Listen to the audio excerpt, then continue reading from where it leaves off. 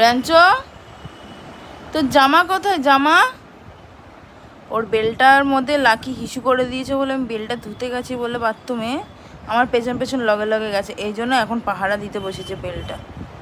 এই দেখো, জামা কই? জামা ঘুরতে যাবি না? জামা কই? জামা তো ধুয়ে দিয়েছি।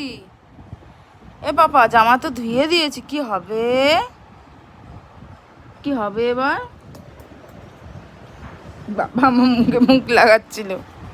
এমনিতে আমাদের র্যাঞ্চো মুখে মুখ দেয় না। এই জামাটা তো ভেজা, ঘুরতে যাবে কি করে? আমি ঘুরতে নিয়ে যাব, বাবা না আমি। দেখো কি রে, জামাটা তো এইমাত্র ধুয়ে দিলাম, কি হবে এবার? কি করে ঘুরতে যাবি? তোকে বেলনা পরিয়ে নিয়ে গেলে তো তুই পালিয়ে যাস, বল।